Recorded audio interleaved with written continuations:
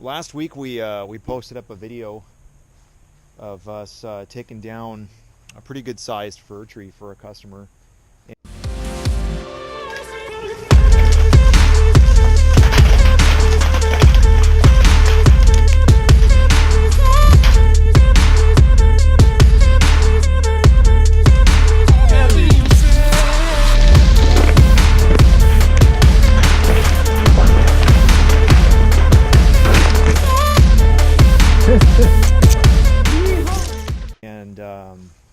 We got the wood home, and I thought it'd be really cool to show you guys. You know, one of the cool things about being in the industry for so long is that you really can have a lot of opportunities to dissect trees, and so you can really start to see what's going to happen with the tree on the outside before you even get to the inside, just because you've seen so many times where you've dissected it, and you can see the characteristics on the outside. So one of the concerns with the customer was that he had 3 trees that were really close to each other, and when they're that close to each other, the inside shades out, so all the trees lean away from each other, which puts a lot of pressure on the trunks of the trees. So what you can see here is, let's take a look here. Here's one. Well, on the inside of it, you can see there's these cracks that go through the wood, and these are weak points from the heavy lean. Check that out. See the crack, and it goes right through the ridge here, and I believe it's called wind shakes when that happens. And here, this is kind of interesting. I put my splitting wedge right here to split the wood, and I didn't even hammer into it too hard, and it just popped free on this crack. And this is not even from me hammering on it. This is just from the wood tension cracking. So it popped off on its own. You can see the inside here, the separation and all this sap on the inside from the pressure. Look at that big gap right there. So that's that pressure ridge inside the tree. This is the other half. What? My cat, sorry. He's interrupting. Be so rude. I'm trying to record a film here. Wally. I'm trying to record a video. Chill it.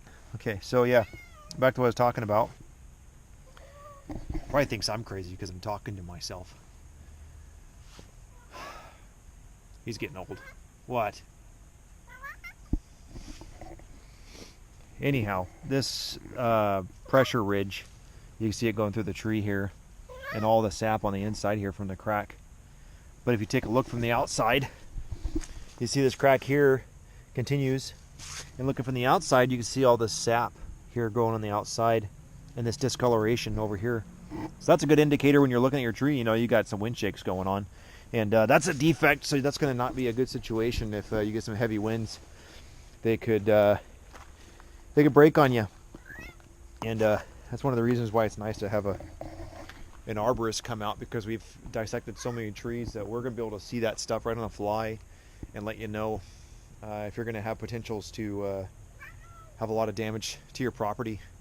So in that last video we posted up, I wanted to kind of show you guys some of the process in that, because there's a few cool techniques that we used, like negative speed lining. Okay, doc, so we're coming back to finish this job here, and these pieces are getting kind of crazy. They're like hitting the ground and like moving too much. I don't like how much they're moving. So we're going to do some negative speed lining. That's what I call it. Yeah, negative speed. I don't know what it's really called, okay, but I think it's called negative speed lining. That's what I call it, because it's. Oh, so anyway, we'll show you.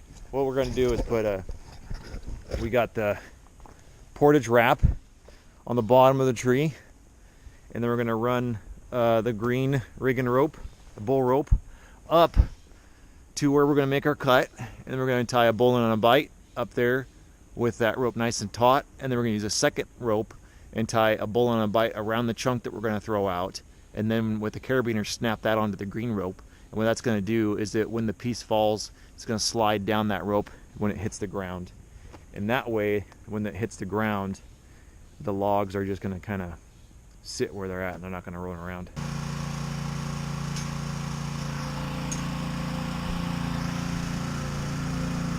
Very good. Yeah, that's good.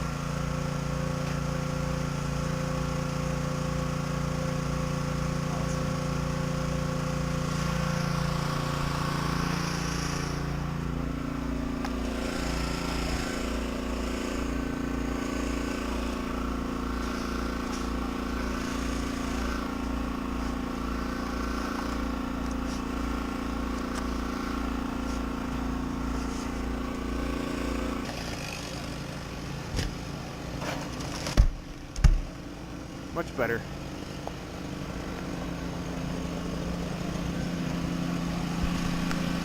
A little bit. Right by hinge! Yep. No, load it off, and all you gotta do is loosen it on the porter wrap there.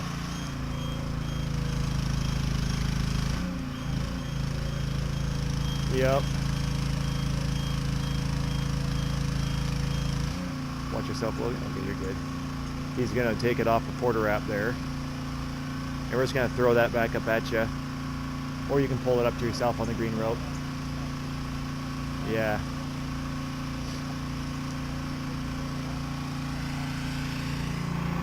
Pretty slick, eh?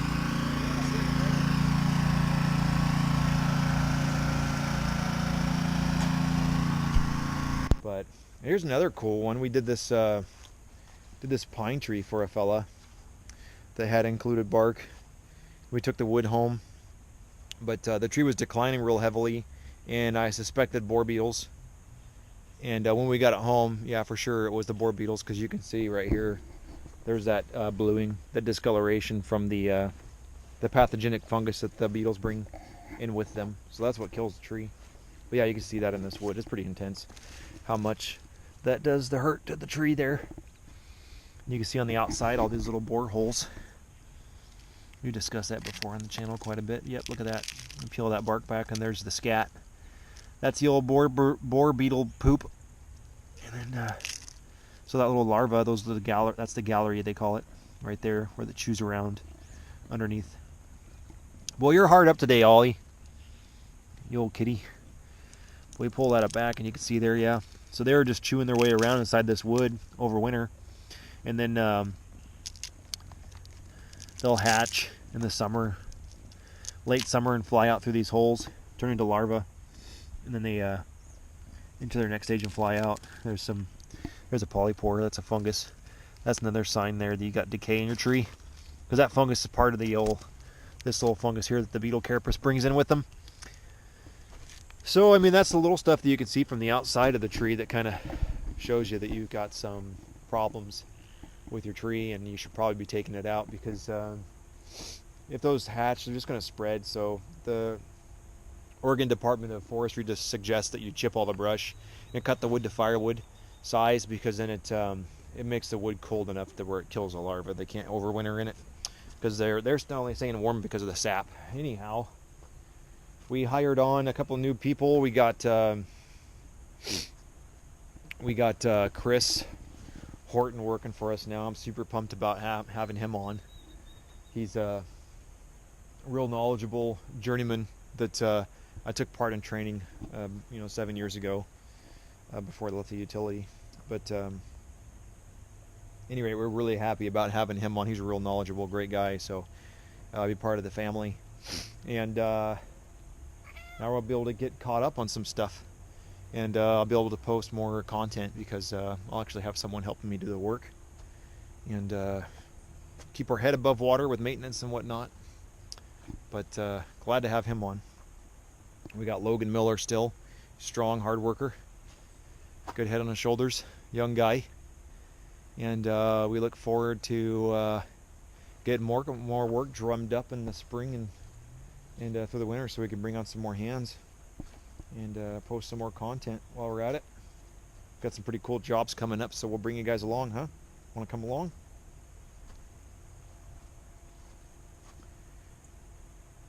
Right now it looks like I got a lot of wood processing to do.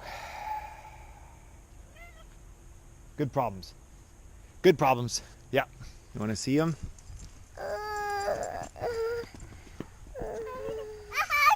not Look at that. He's not interesting. So interesting. Oh, don't touch, no, sir. Be careful. He could poke you.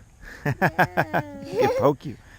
You guys ready to set him free? Yeah. Chloe, we're not going to hold him, okay? Because he was very scared. He's very scared. He was trapped in the window, and we don't want him to die. Please let him go, Dad. Okay. Yeah, we don't want him. We don't want to try to hold him because he's very fragile. He's really fragile. Yeah, look how tiny he is. He's all cold and stuff. So we're gonna. Chloe, ready? Oh, he's gonna fly away.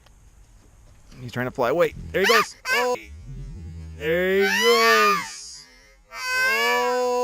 Oh, bye, Mr. Birdie. Bye. Bye. Dad, I love that hummingbird.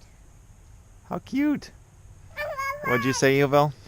I love that hummingbird. Let's go